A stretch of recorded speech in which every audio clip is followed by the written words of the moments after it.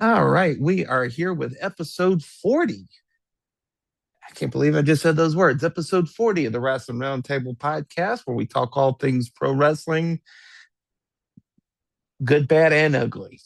With Dominique LaRue, I'm Ryan Hall. And as we sit in here, Dom, we're just a little over a week away from Survivor Series. And parts of that show I'm really looking forward to, but others, it just don't seem to be working for me. Good evening, Dom. Yeah, I'm after Monday night's Raw, we text each other and I'm excited for Survivor Series. Obviously War Games aspect of it all. I'm excited to see where the John Cena Dom Mysterio road leads. I'm hoping that it leads to my brother's Ryan's prediction, obviously. Oh, we're Um, gonna get to that. Yeah. yeah. The one thing that irks me the most, and we talked about this before we got on this show, and I don't even want to spend too much time on it. It's our girl Stephanie is defending her title at a Uh, PLE, right. and she's defending it against Hall of Famer. And I say that loosely Hmm. because when I say Hall of Famer, I'm thinking, Trish, Lita, um, just Michelle McCool, just Stacy Keebler, Stacy Keebler. my favorite. Yeah. Yeah, I love Stacy, but Stacy ain't never been like a person in the ring and like, oh man, she gonna give somebody trouble. Oh, yeah. Um, I get what you're saying. yeah, yeah, yeah, yeah. But here we go again with Nikki Bella. I mean, it's just how she. I don't know what is the thing that they love to do, like giving Nikki Bella that spot when it has so many talent in the back. We literally had a rivalry between Judgment Day and Stephanie. Like Rexanne, I mean, our girl, uh, Roxanne, Roxanne, uh, Right. and Raquel, and like you go from them two feuding with Stephanie, and then all of a sudden you just throw this curveball and have Nikki comes out of nowhere and she gets inserted in a title match. Like that makes no sense to the storyline of that rivalry between the World Heavyweight Champion and Judgment Day. Matter of fact, speaking of, now that I think about it, World Heavyweight Champion. Who was the World Heavyweight Champion before had to relinquish that? Who had to relinquish her title before Nikki? I mean, sorry, Naomi.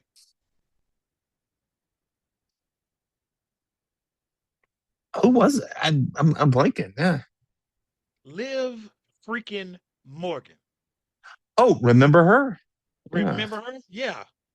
Like, why are we doing this now to justify Nikki being in that match? And I told you this: if Liv makes an appearance at Survivor Series, all would be fine. I would be like, okay, cool, bet. All bets are off. Yeah. All bets are off. Here we go.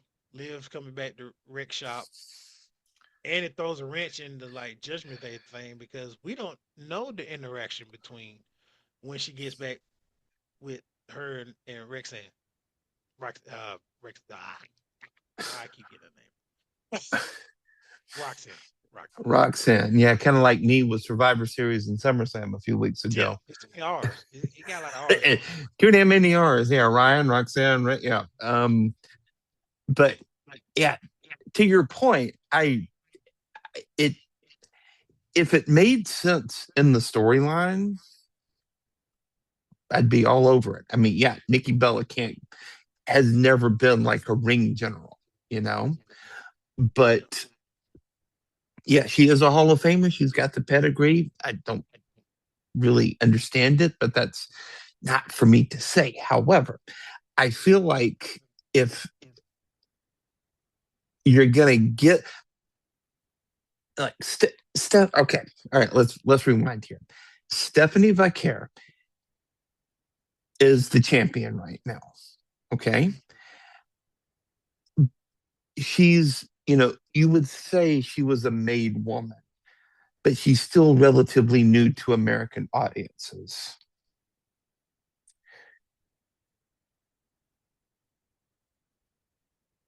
But her reputation when she was signed from when she was signed from Mexico was that she is a ring technician. She can absolutely go. She's got great psychology. She's got a great presentation, and she's showing that in WWE.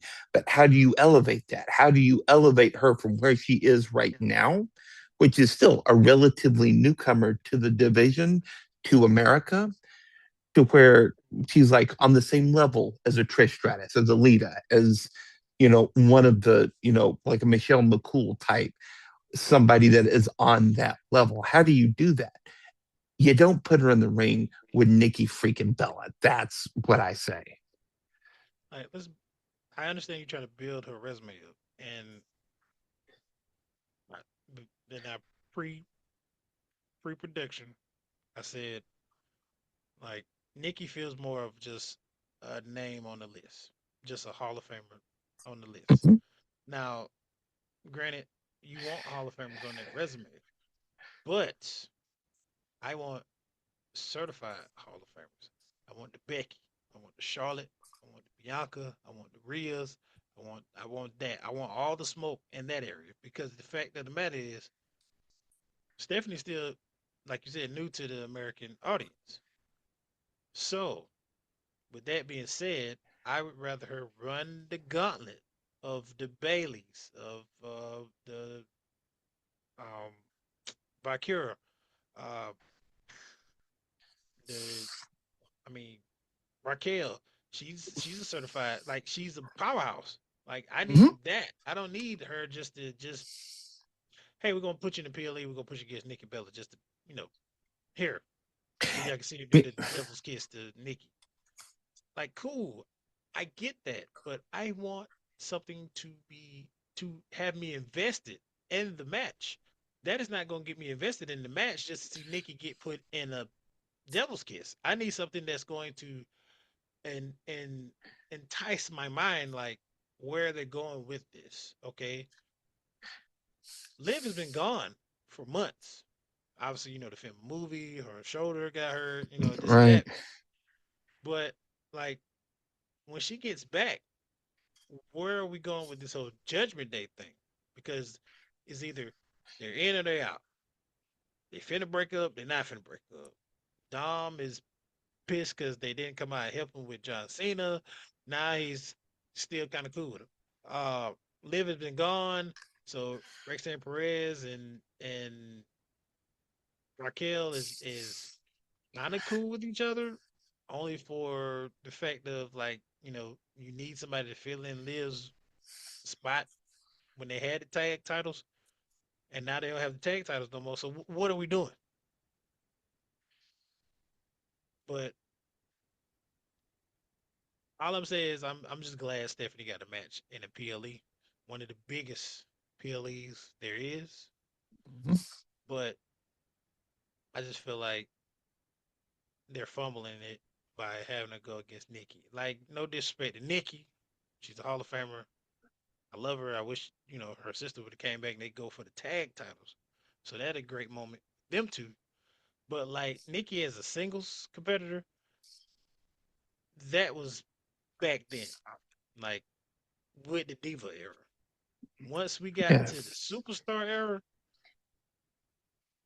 we've moved past that. Like Yep.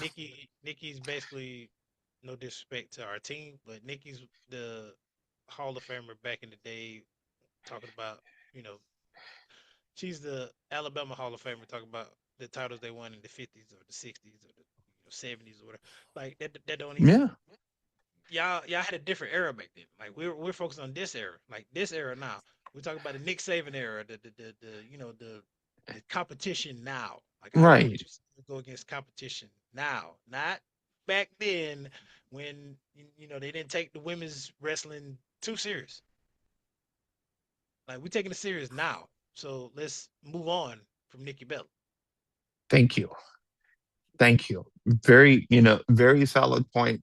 And I think before we move on here, it's just the thing, the thing that I keep coming back to is figure out a way to elevate these people, figure out a way to elevate these stars because, yeah, Stephanie's hot right now, but does she have staying power? If you give her a way to elevate her, if you give her an elevation, you can give her staying power over the next 5, 10, 15 years. And you don't just do it for the pop in the moment. I think that's kind of one of Triple H's biggest booking Achilles heels, let's say, is the fact that he likes to go for the pop in the moment instead of building somebody up for greatness, a decade down the line. If he keeps going the way he's going to turn Stephanie into another Tiffany. Oh boy. Yeah, let's not have that happen, please. Like it's why not why not even move up some of the NXT talent? Like not even move them up, just have them, like a Lola. I mean, have her Yeah. fight people from AAA or something. Just don't have her fight somebody that's well past their prime. Like she's a mom for God's sakes. She has so much going on outside of the ring now. Like She's that's John Cena's ex for crying out loud. I mean, she had no chance against Becky. So why in the world are Thank we you. moving her to Stephanie? Like, Yeah.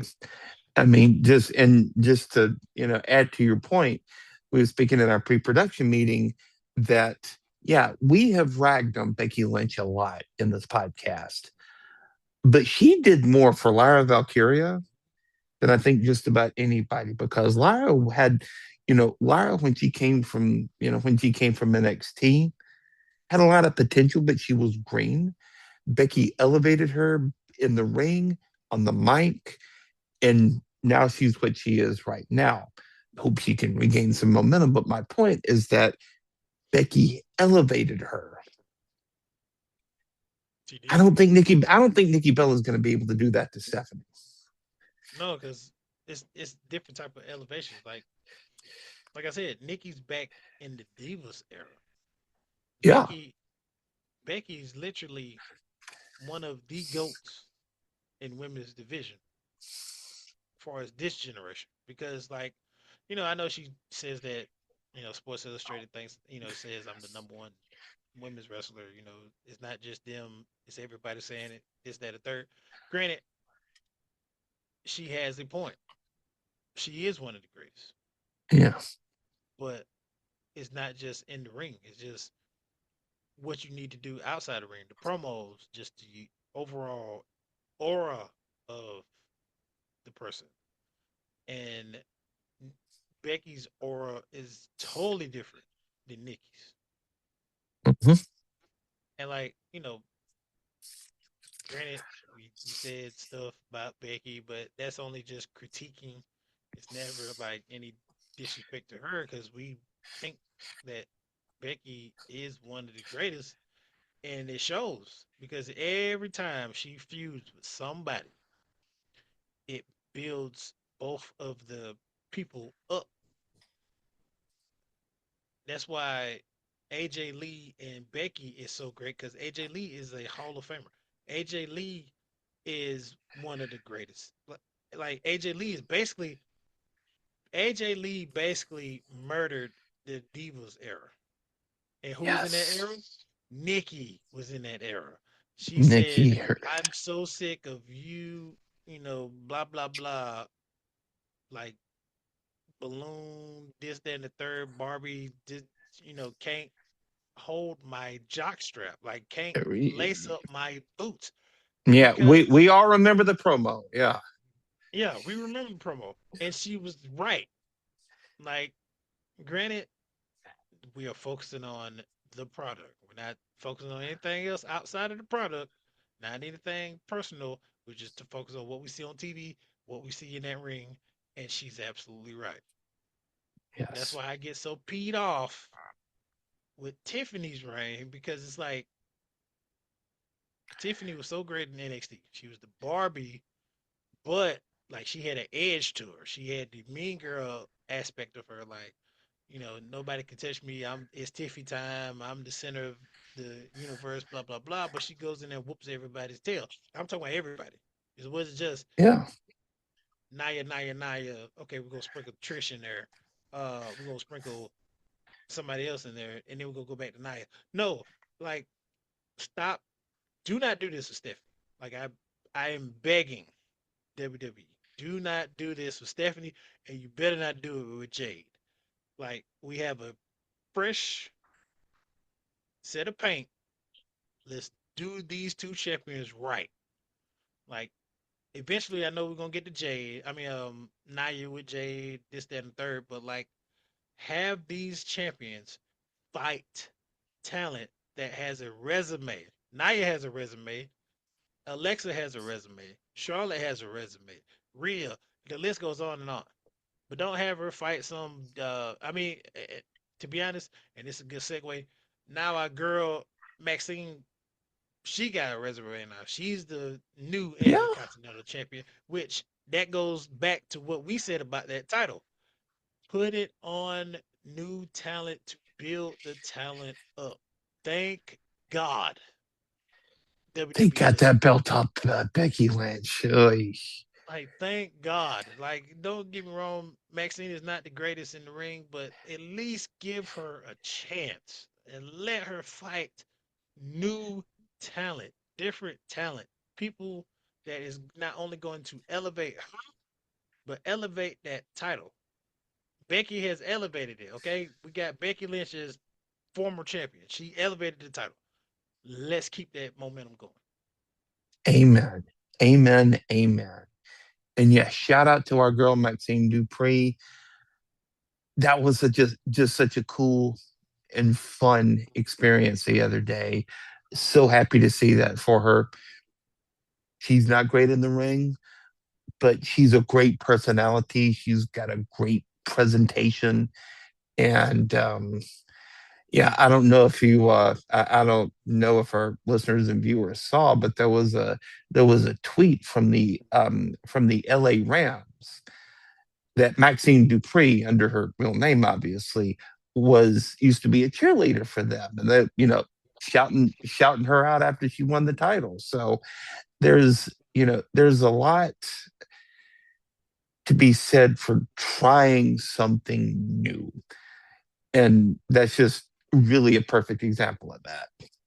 It was a real feel good moment. Like it was like Totally. David versus Goliath moment.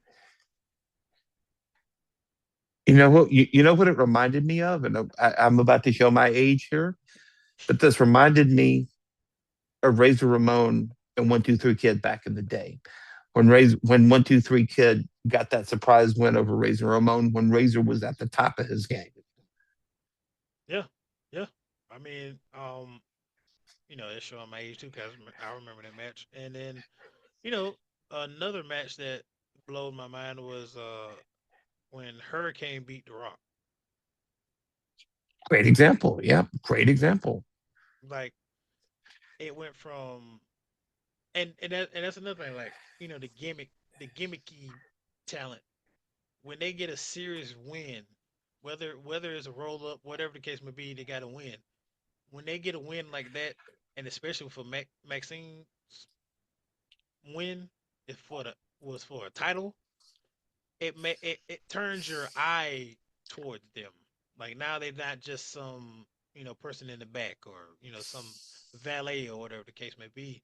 Now they're a competition. Now they are taken serious a little bit. Yeah, exactly. Exactly. I'd like to turn our attention to the war games matches and kind of what we can do with that. And I'm going to talk about the women first because right now we're just a little over a week before the show as we're recording this. There's still three slots in that match that haven't been filled. Now, I think one of them is going to Charlotte, but right now you've got the team of Rhea Ripley, Io Sky, and Alexa Bliss going up against Nia Jax, Lash Legend, Asuka, and Kairi Sane.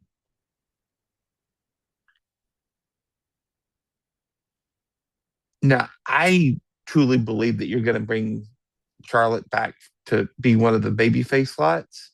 I know I know we spoke about that earlier, and I feel like Jade Cargill fits very well with the heels on the heel side, even though she and Nia Jax have long time beef. Mhm. Um, and to say nothing of the fact that Nia Jax busted Jade Cargill wide open on that botched spot a few weeks ago. But what do you think that they do with that? Because I think you've got a lot of potential for a lot of cool angles to come out of that.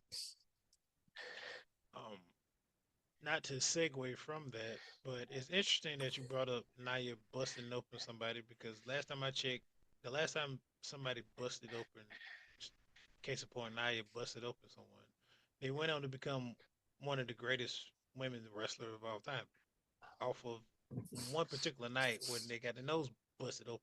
So Around this time of year, by the way. around this time of year, yeah, uh, and the person we're talking about is Becky Lynch. So it's crazy how she broke Becky Lynch's nose. Becky Lynch goes off to be who she is. She bust open Jade, and now Jade is turned into AEW Jade. But if you ask me who the final two participants are,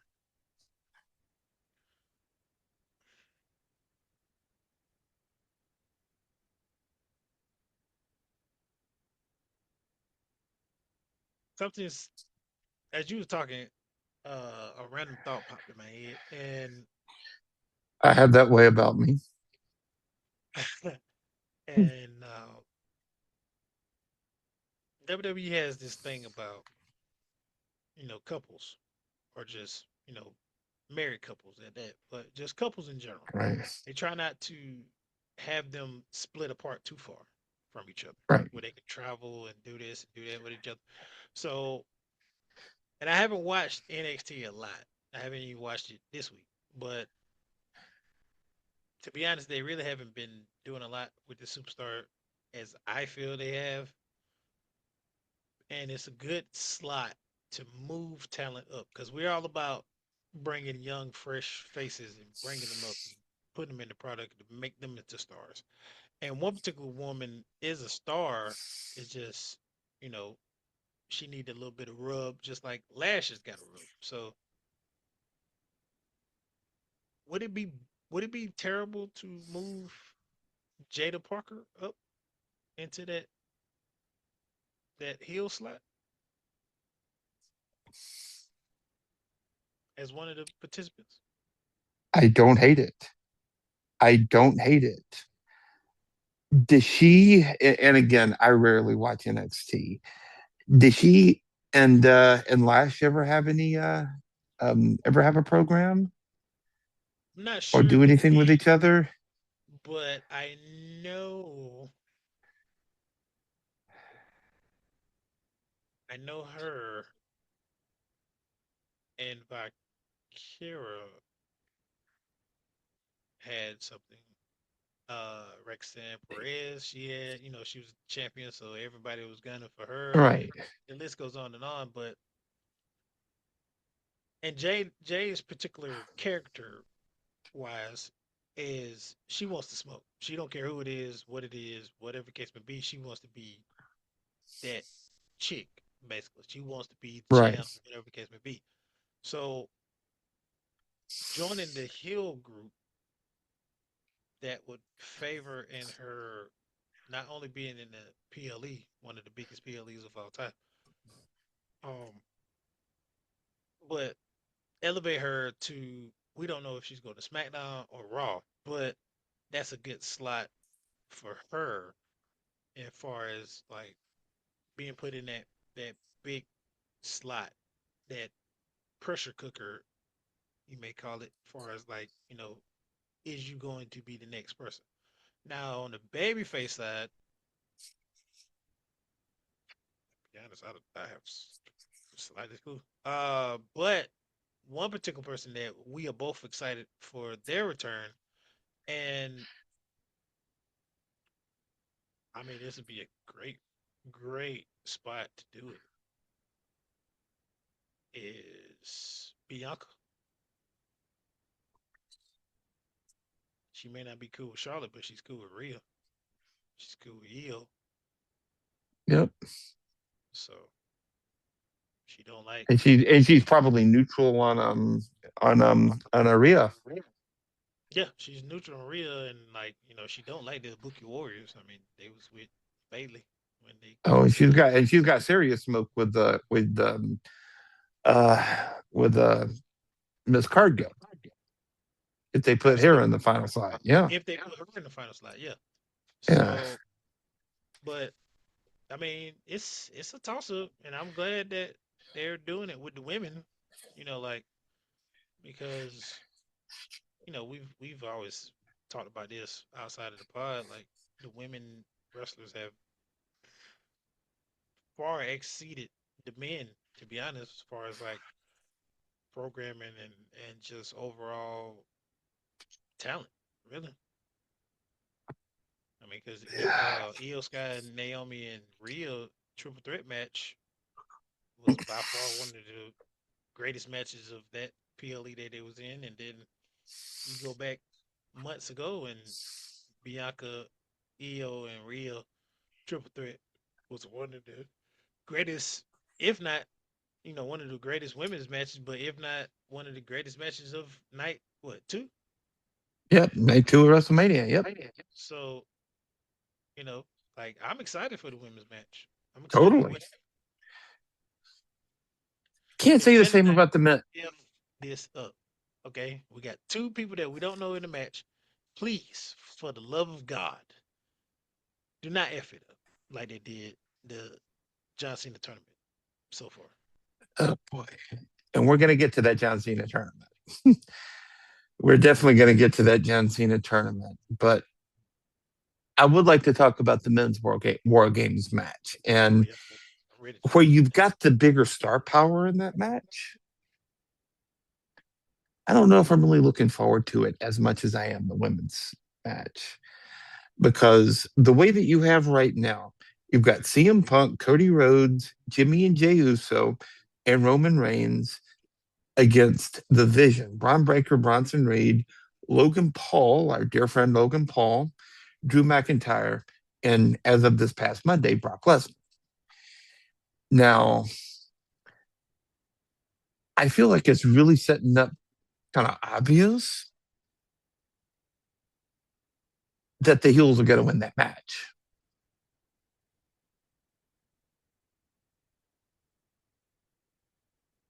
But who takes the pin and who gets the pin? That's my biggest question. it. I totally agree with you on the heels win because of the fact that you don't put Bronson Reed and Brian Breaker on the cover of Survivor Series. And even Paul Heyman pointed that out to, I think, Adam Pierce or Nick, whoever. And not to mention, they are two of the future faces. Like they are the guys they are planting their flags on to be future Hall of Fame. I mean, future main eventers, if not Hall of Famers, but future Yes. WrestleMania main eventers. And you turn around and have them take a loss. But now, in wrestling terms, it wouldn't hurt them to take a loss if they don't take a pin. Meaning, you know, whoever on the babyface side, if none of them pin Bronson Reed or Bron, it doesn't hurt their momentum. But the way it's going, and I'm sure Division maybe would have taken the L at Survivor Series if Seth was involved in that match. But with Seth's injury, it caused a ripple effect to just totally mess up all the plans that they had in advance. So they had to go back to the drawing board. And I mean, as it was told in WrestleMania, I mean, WWE Unreal and on SmackDown, excuse me, sorry, Unreal on Netflix.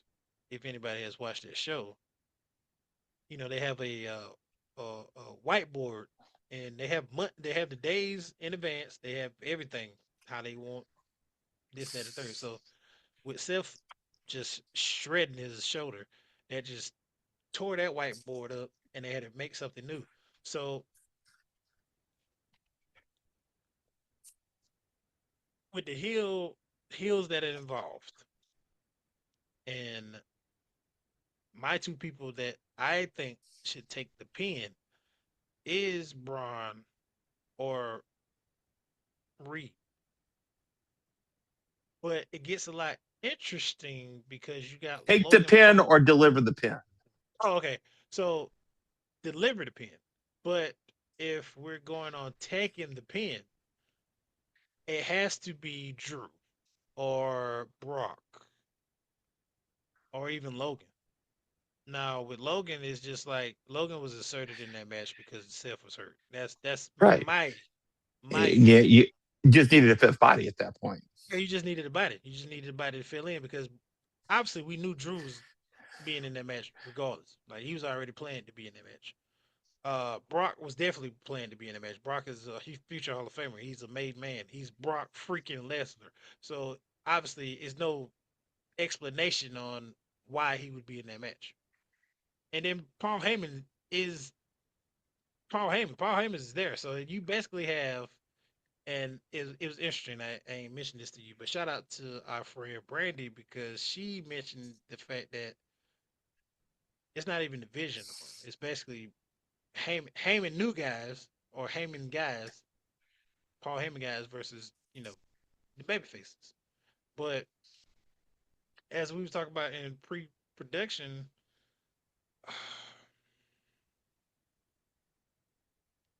this is the third time Roman has been in this type of match, War Games. Mhm. He's currently 2-0 in this match. Um, and now that I sit here and I say this out loud, and with War Games, we've had two iconic moments, and it's not even been in the match; it's been outside of the ring, actually. The very first one is when what was it? Bloodline versus Kevin Owens, Drew. Uh, I can't remember the other three competitors, but basically they was fighting to overthrow the Bloodline because Bloodline was taking over the WWE necessarily. Right. And I remember this to this day. So Roman was sitting, had his chair in the cage. He was sitting down, and he was pretty much directing people to start the match or whatever. He told Jay to start it. He told what was it? Oh, Sammy was about to walk out, but he stopped Sammy and told Jimmy to go. Right? That was the first one. Hmm. So now we move on to the next one. Right? Same dilemma. OG Bloodline with CM Punk in it. You know, Jimmy starts it. Jay, enters, or Jay enters. Jimmy follows behind him. Just as CM Punk is about to run out of the cage, he stops CM Punk and told Sammy to go. Now we got an iconic moment where it's a stare off between them two, and now they in the you see all the memes and all this other stuff about like them two being in the cage, and it's like when you and your ex is, stuck in a car or whatever the case may be. But Right. now we have this third Survivor Series, and it's one of the biggest Survivor Series in recent time. You got all the star power in there, and not necessarily saying that they might need a turn, but what would be iconic to the point where it leaves everybody shocked if somebody in that baby face turns?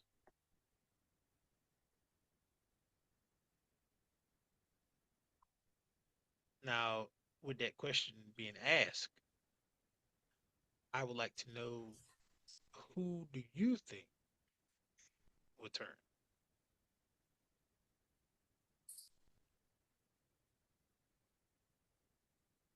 For our listeners on Spotify and Apple, I was indicating the Yeet Man himself, Jey Uso. And I've been saying that for a while, that I feel like if you're going to do Jay versus Jimmy at WrestleMania, you got to start it somehow. And what better way to start it would be to have Jay kick his twin brother in the head in this match.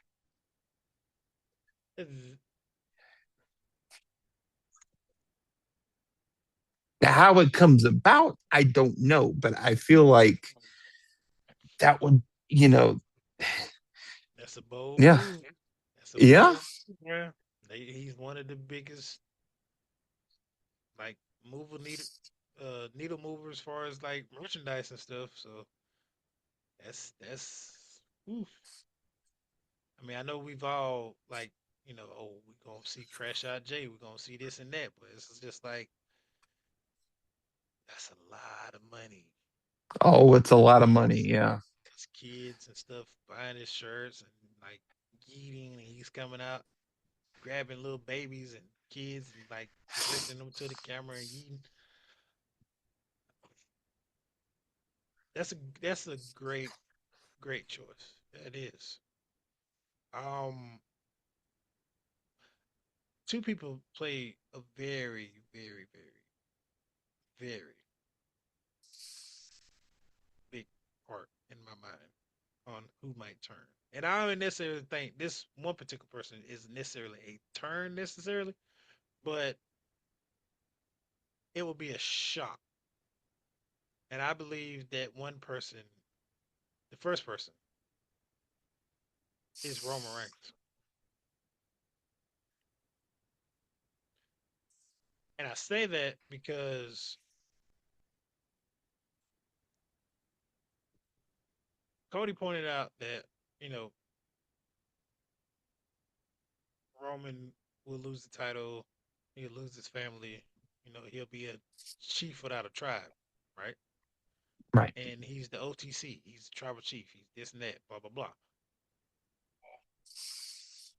But his tribe hasn't been his tribe in a minute. Like, it's been so broken to the point where I don't even feel like they're the bloodline anymore. To be honest, I mean, yeah, they the bloodline, they cousins or whatever, but they haven't been that dominant force in a long time. And then even then, you got Jay out here being one of the big. He's probably on the same level as Roman as far as like merchandising. Um, he's main event Jay, this, that, and the third. And then the man just told the twins he's not going to see them till Christmas. And then you turn around weeks later and you're coming out helping your cousins. But the the spot that they didn't show at on Raw because of Netflix. I mean, they got the time thing, but you're streaming out, like you don't have no time limit, right? But we don't even see. We had to go on social media to see the spot, but is CM Punk standing in the middle of the ring with Roman? They're neck and neck, like eyeball to eyeball, looking at each other, and CM Punk is like, "You don't want to make an enemy out of me. If you do, like don't stab me in the back. And Roman like dead face told him, "Oh, don't worry about that. When I stab you, I'm gonna stab you in your face, in your heart. Like you're going to see it Hmm. coming. You're going to see it coming when I do it." So that's somewhat of my feelings on Roman. But then my good brother Ryan, I asked you this question earlier. Did you notice that you had the Usos, you had Roman OTC, you had the World Heavyweight Champion in CM Punk standing in the middle of the ring, and then you go over to the right of CM Punk and you have the undisputed World Heavyweight Champion. Oh, excuse me, not the world, but undisputed Right. heavyweight champion, Cody Rhodes. The quarterback number one, as he so eloquently put it, the Mm. face of WWE. The man with adrenaline in his soul. Yes, yet obviously he's not the face. If you have the camera pinned on two of the biggest stars of all time, CM Punk and Roman Reigns. Roman Reigns, which OTC fans are cheering his name, doing the ones, and he's not even there. Then when he pops up, the roof of Madison Square Garden almost blew completely off. Why is it that you're the undisputed heavyweight champion and you don't even feel like that? To me personally, I don't know about everybody else, but to me, the undisputed champion is the guy. When he walks in, everybody looks. Everybody is like at attention. I don't get that feeling with him. I get that with Roman.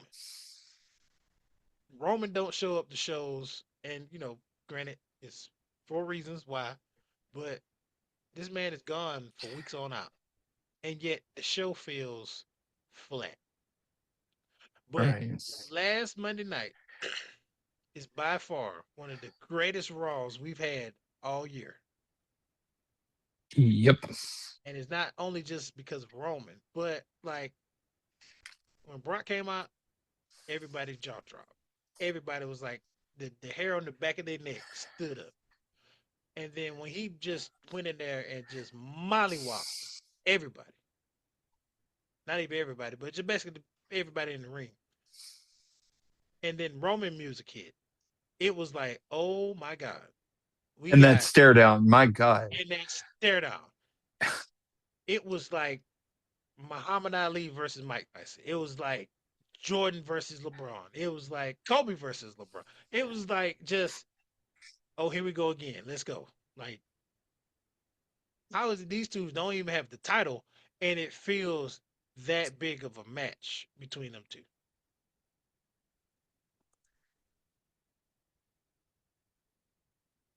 What comes up for me as you're saying that, I could not agree more. And I did notice that. I did notice that he was just kind of an afterthought because the best champions in wrestling history, your Hogans, your Stone Cold, your Rocks, you know, your HBK, guys of that level. As soon as their music hits, as soon as that first lick of their music hits, the air gets removed from the room. It's like, holy s, this is the guy. That Stone Cold pop when that glass hit. That's a prime example of this. The you know the the way that the crowd just lights up when if you smell hits. You don't get that with Cody Rhodes right now. No. You don't get that with Cody Rhodes right now, but you damn sure get it with Roman Reigns and you get it with Brock Lesnar. these are the guys.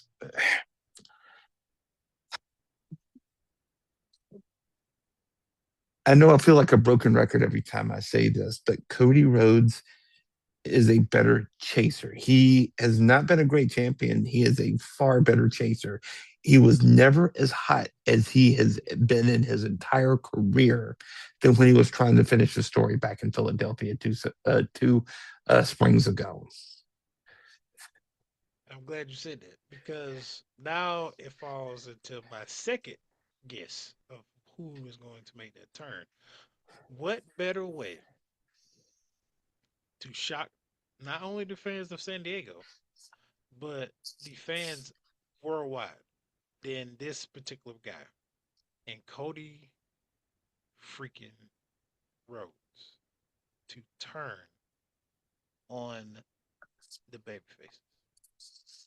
Because not only are you the undisputed champion, right? You basically help the vision get the win. You basically turn your back on the beloved superstars that fans love. Everybody in that group, everybody loves, right? Mhm. They move the needle as far as merchandise getting. I mean, Jimmy, but everybody else. Yeah, totally. And then you, Cody Raheem freaking Rhodes, turn full Homelander. The amount of jaws dropped would be crazy. Like I would, I don't even, I can't even imagine if I'm right about this. But obviously he got the feud with Drew, blah blah blah blah. But then like it goes on to like Drew, like I knew it. Like I've been trying to tell y'all this. I was right along all along, blah blah blah blah. Like Cody has been put on the front, but and then you can go so well with the storyline of Cody turning on them, not necessarily joining the division in a sense, but kind of, sort of, and like The Rock being involved, right? Paul getting that evilest grin that he do, and then had the phone right there in his.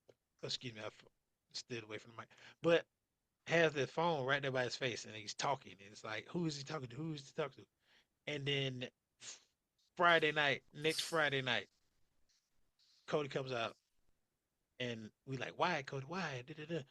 And then the rock music hits,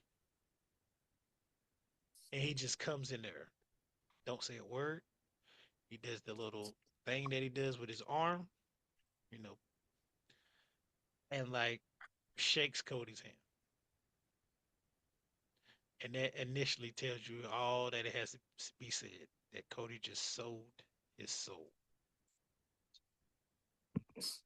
Can finally pay off that storyline from the spring.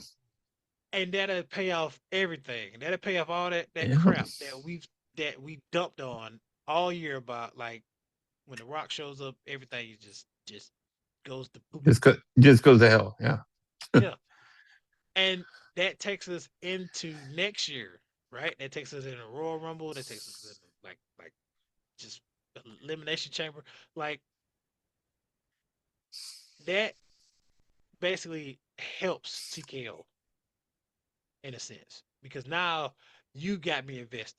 You got me back. You got me wanting to get a ticket to go see, you know, what's next because it's like it's a foreshadow. Like Cody gave this way back. Like, yeah, Rock been blowing me up still.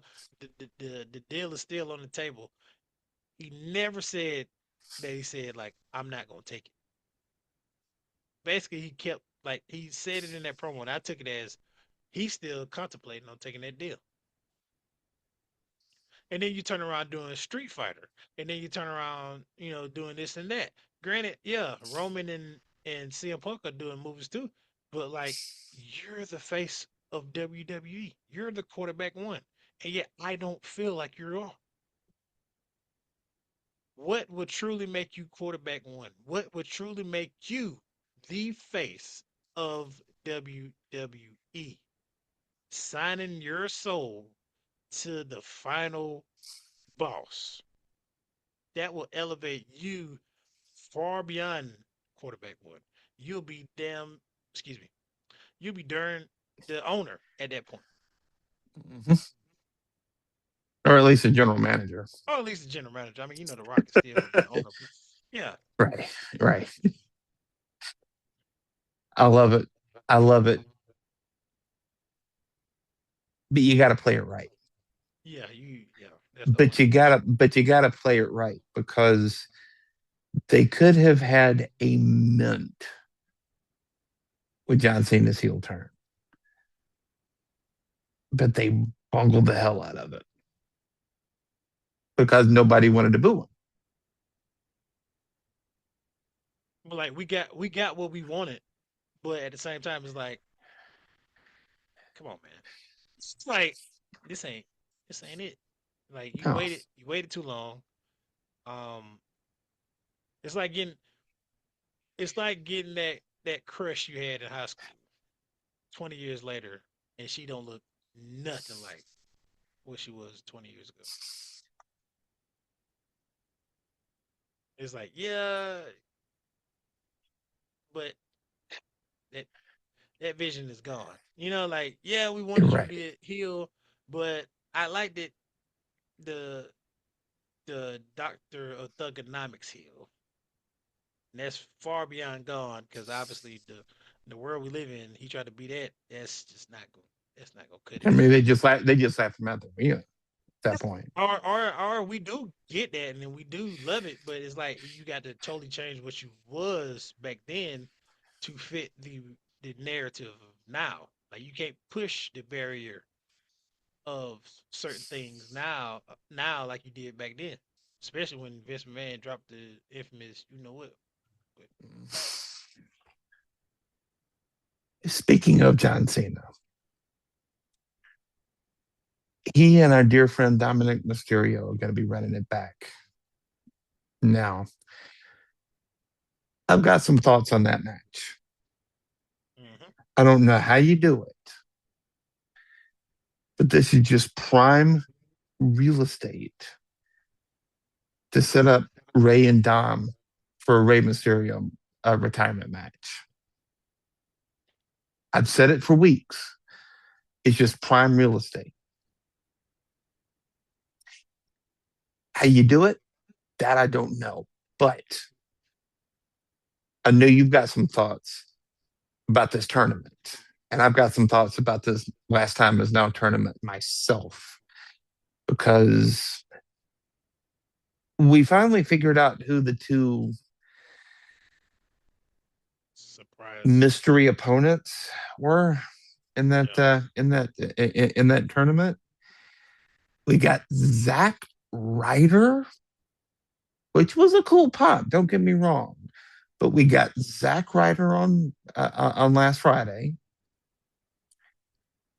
and we got Dolph Ziggler this past Monday. Nothing against those two guys, although I did think that Zack Ryder was dead and gone, and that if he was going to come back, he wasn't going to come back under his real name. But it makes sense because both of those guys have a long history with John Cena. But at the same time, you're wasting a spot. You know, like you're wasting a spot that could have gone to that could have gone to a Montez Ford or somebody like that. I've I've preached on this pod numerous weeks about, Montez Ford, Melo's currently in it, Trick, Obafemi, the list goes on. Keith Lee, just on and on about this being the last time is now. You know, this is the last time, not only for John Cena to grace us with his appearance, you know, talent to basically elevate for whoever get this opportunity. Not even the opportunity to fight John Cena, but the opportunity of being in the tournament to get featured, to be seen, to showcase their talents. And as I told you, this is the last time that John can like break that narrative of him being the golden shovel. Right. Uh, David Otunga went on Chris Van Vliet's podcast and basically, talked about John is the reason why Nexus wasn't as great as they could be. Or the Shield is the Nexus 2.0, which he has his opinion on that. I have my opinion on Right. that. Nexus is what Nexus was. To say that the Shield is a 2.0 of Nexus, that's crazy. I mean, in my opinion, that's absolutely absurd because y'all had like 15 people, if not. I mean, I know that's a stretch, but y'all had like 10 people in that group. I don't think it was that much of a stretch. Nexus to me was NWO. Y'all was But a like the overbloated oh NWO, not the over original Heat. overbloated and WWE esque. Like Vince McMahon, ethically put it, he poo pooed it all on that. Like that's Yep. all Vince McMahon's creation right there. It made no sense. It had to. Everything has a potential. Obviously, anybody has a potential. Like that group has a potential. Yeah, you take out the biggest babyface of all time, this, that, and third. Cool, whatever. But y'all path was basically, in my eyes, the same as NWO. If you're not going to disrupt Mm. WWE in a whole, it ain't just about John Cena. It was more of like if you do what NWO did, like beat up Eric Bischoff, do this and that, take over take the title, spray paint the title with a big N on it and stuff. Like, cool. That would have been cool. But like fighting John Cena, like what is that? What I don't get it. But anywho, not to derail that, it's just the fact that the last time is not a tournament. It's a perfect opportunity, which John is doing great by getting NXT people featured on the PLE Saturday Right. night main event. But we needed to see people that you don't see on a regular basis. People in NXT getting put in that slot. Um, Surprise people that you would have never thought. Which Dolph Ziggler, that was a nice pop, cool. Um, Zach, I ain't gonna lie, that popped me because I was like, oh snap, is Yeah. and he's using his old music and his name. Like I thought he was gonna come back and be, something different. But Right. that's great that he made his appearance back. I'm glad, you and I talked about it. I'm glad that it is because it's gonna be funny to see him and his wife interact with each other. That's gonna be hilarious. Um, but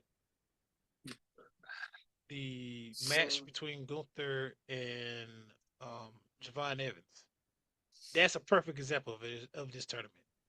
Javon Evans just I mean, Gunther, shout out to Gunther because like he just elevated Javon Evans. If nobody's familiar with Javon Evans, they're definitely familiar with him after that match because he Oh, took hell Gunther yeah. to the limit and he pushed Gunther. And kudos to Gunther because when he goes in that ring, he elevates anybody he goes against. I mean, to be honest, he helped Goldberg out, and He helped Pat McAfee out.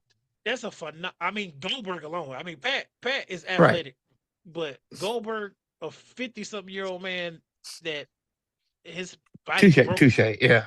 get into Yeah. pieces. Like, and to make it somewhat of a decent match, that's saying something. So He made Javon Evans look like $1 million. And the kid's talented as hell. I mean, he's like early 20s. I mean, he's a I think he's young 22. guy. Yeah, Yeah, 22, 23, something like that. He's a super young guy, but he's got a huge future.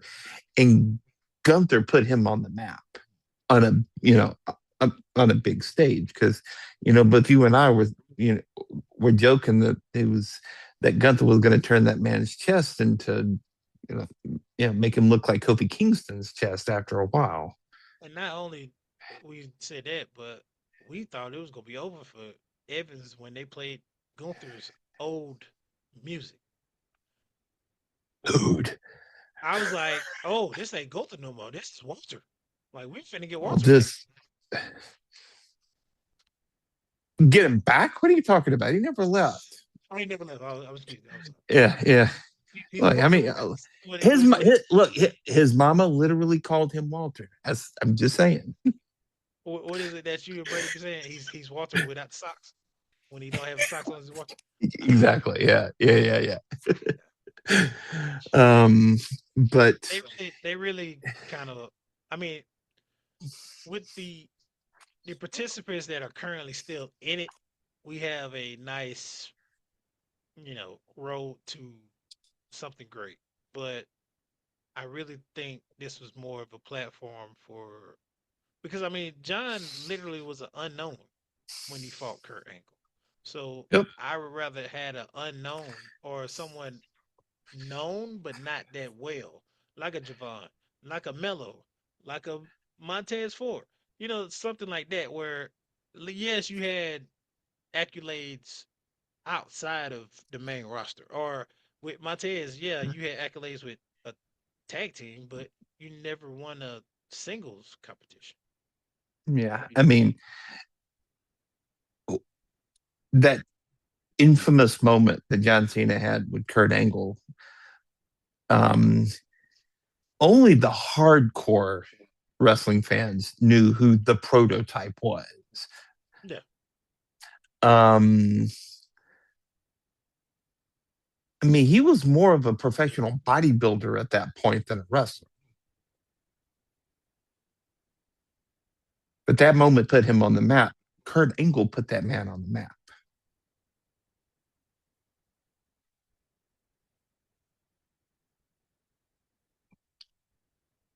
And I think before we wrap up here, I just think it goes back to what I've been saying this whole time.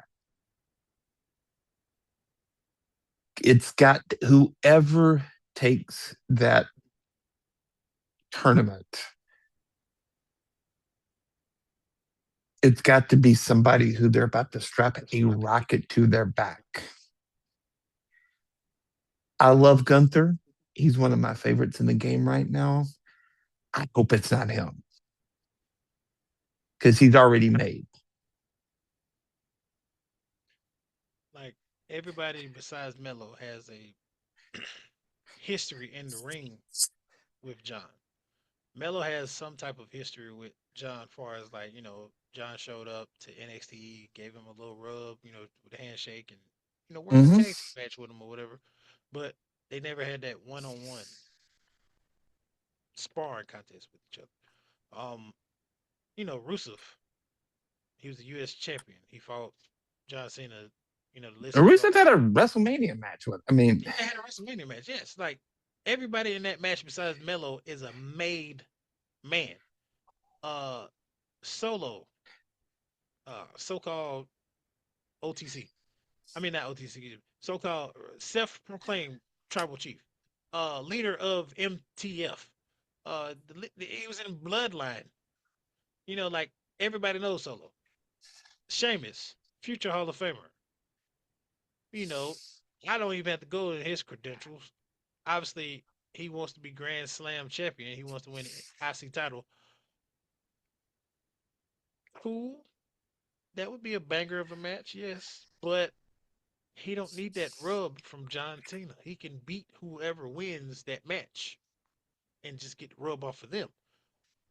Pause. But um, who else? So it's like Rusev, Sheamus, Gunther. Gunther. We ain't even got to get in Gunther. Mello and one other person, I believe. Oh, LA Knight. I forgot about LA yeah, Knight. Yeah, sure. LA Knight wins the IC title. I mean, he was a US yeah. champion. He can win the IC title. Cool. Yeah, but no pun intended with that. Yeah, but I just can't. I don't know. Mello, something in my heart is saying Melo should deserve this rub. Melo is from Massachusetts, same as Hmm. John Cena.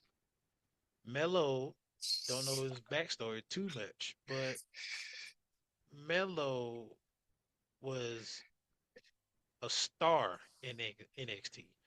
So with that being said, he was the former North American champion, former NXT champion. He was the number one draft pick. Oh yeah, that's right. They do drafts in WWE. He was the number one draft pick of SmackDown. He was picked after Jey Uso. I think we know that guy. You know, biggest face in WWE, Mr. Yeet Hmm. Master himself, former World Heavyweight Champion, former IC Champion, former Royal Rumble winner, the same guy that eliminated John Cena in the Royal Rumble to go on to fight Gunther. I Hmm. mean, where is it in this tournament that anybody will shake their head and be mad that Melo goes on to fight John Cena? If you are, then you're an absolute troll. You don't believe in anything far as WWE wise that makes any sense. Your favorite wrestler is freaking Hornswoggle. If No you offense, no offense to the little bastard. no offense to him, but either way, like if you sit here and say you don't want Melo in that match, you would rather have the other participants. I get it. I understand it, but it doesn't make any sense when the simple fact of the matter is John is paying it back to WWE, to us as fans, and basically, if you want to have a full circle moment with the Hall of Famer, the GOAT, why not have like a wholesome great moment and starting where it all ended, where John got the rub from a goat in Kurt Angle. So now why not pay it forward and send Mello through the atmosphere? I mean the stratosphere.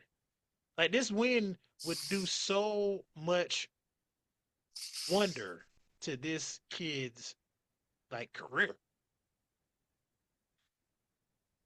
And if you don't believe that he's got the goods, that I challenge you, get on Peacock and find some of the classics that man had with Trick Williams in NXT.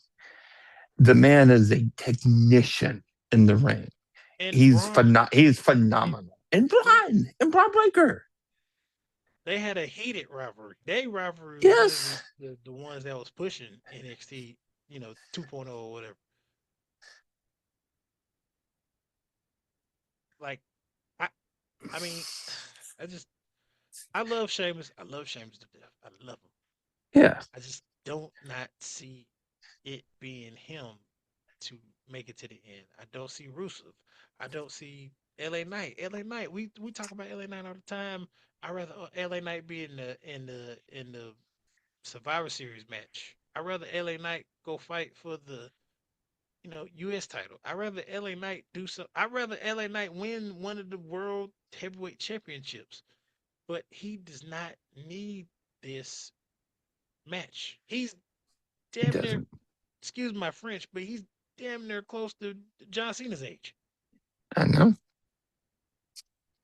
So, like, what in the blue HEW hockey sticks, Triple H can sit there and explain to me that it makes sense that anybody else other than Melo is a great fit for that last match of John Cena. One more question before we wrap up. If they gave that spot to somebody who's already been made, like a Rusev, like a Sheamus, would it be as bad as giving Brock Lesnar the opportunity to break the Undertaker streak? To me, that's No, the biggest travesty in wrestling history yeah, that because that that Brock that Lesnar was already made. And if they nothing. ever broke that streak, they could have given it to a Daniel Bryan. They could have given it to somebody who could have used that momentum. Bray Wyatt. Bray Wyatt. Thank you. Bray effing Wyatt. Like nobody else, like CM Punk, Edge, nobody else, nobody else needed that rub that would have made any sense. Not even Roman. That particular win to break that streak should have been passed on to the new face of fear, the new supernatural character in WWE. If Bray would have got that win, ain't no telling what would have happened in his life, far as like things going on in his life. I believe if that win he would have got against Undertaker, it would have shifted WWE like in a good way, obviously, but Right. it Yeah. it it would have did wonders for Bray Wyatt's character. Yeah. Rest in peace, Bray Wyatt. You're still missed, Rest in brother. peace. Rest in peace. Definitely. My Yeah. respects to your family. Prayers to them. JoJo doing great. Seems like. Yeah. Yeah. But yeah, I'm excited to see where this goes. But it's kind of sad that Survivor Series is actually going to be his final PLE appearance. Yeah, I'm devastated.